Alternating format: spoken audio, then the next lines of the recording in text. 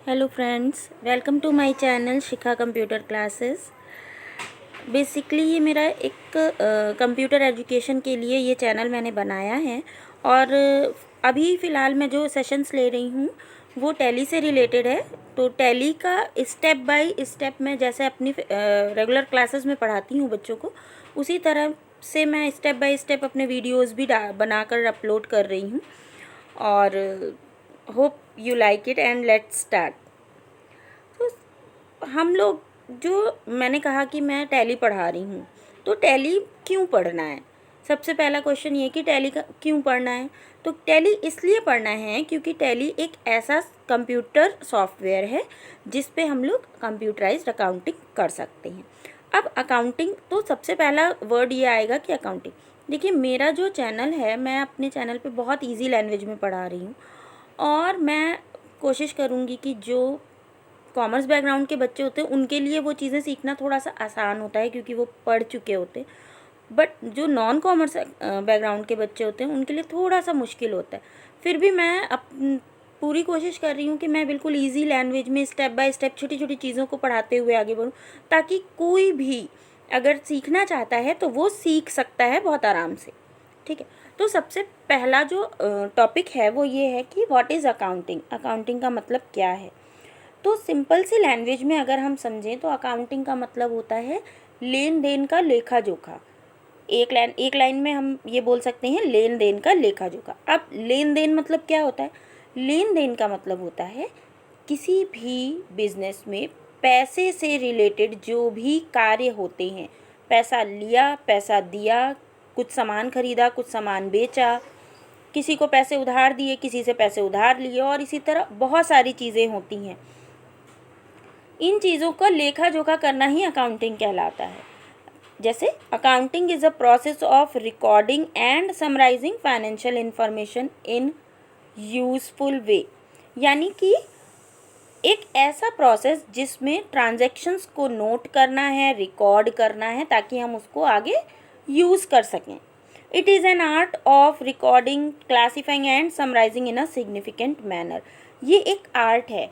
क्यों आर्ट है?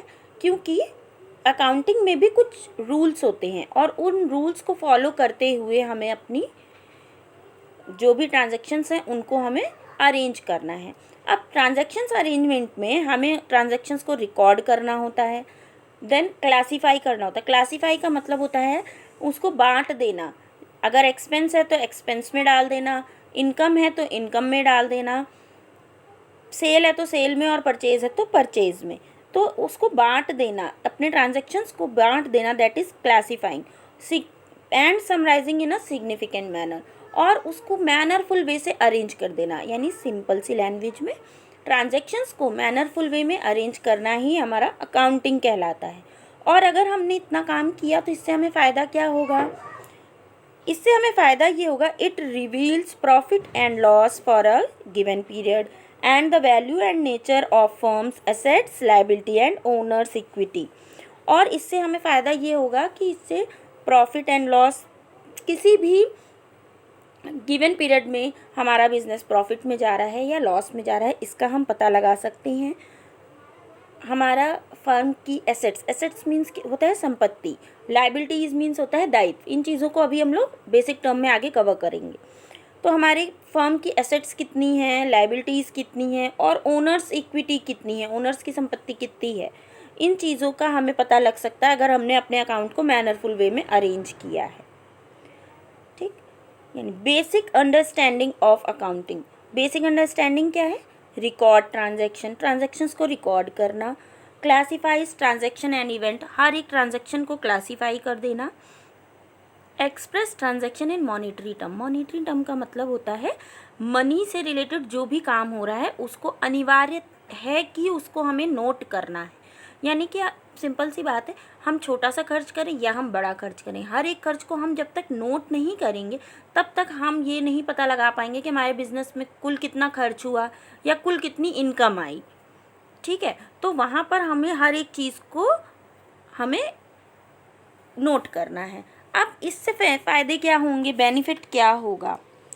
Helps to monitor the financial performance and condition of the business.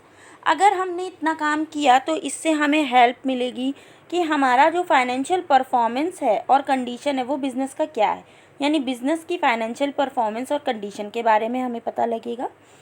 Help to evaluate the business, हम अपने business को compare कर सकते हैं। इवैल्यूएशन का मतलब होता है कंपेयर करना, यानी कि लास्ट ईयर भी हमने अकाउंटिंग किया और इस ईयर भी हमने अकाउंटिंग किया, तो हमारा लास्ट ईयर हमारे बिज़नेस का स्टेटस क्या था और इस साल हमारे बिज़नेस का स्टेटस क्या है, ये हम बड़ी आराम से पता लगा सकते हैं।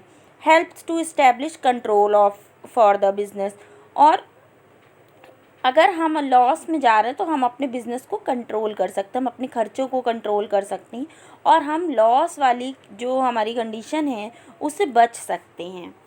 ठीक है, अब मुझे उम्मीद है आप लोग को ये समझ में आ गया होगा कि अकाउंटिंग का मतलब क्या होता है। अभी आगे के जो लेक्चर्स होंगे उसमें हम लोग इसको और डिटेल में समझेंगे भी और पढ़ेंगे भी। ठीक है, अब अकाउंटिंग करने के अलग अलग तरीके हैं, तो अगर इसको हम कैटेगराइज करें तो इसको हम दो तरह से कैटेगराइज कर सकते हैं, मैनुअल अकाउंटिंग और कंप्यूटराइज्ड अकाउंटिंग। अब बात आती है मैनुअल अकाउंटिंग, तो मैनुअल अकाउंटिंग पहले के टाइम में होता था, ऐसा नहीं है कि आज नहीं होता, आज के टाइम में भी होता है।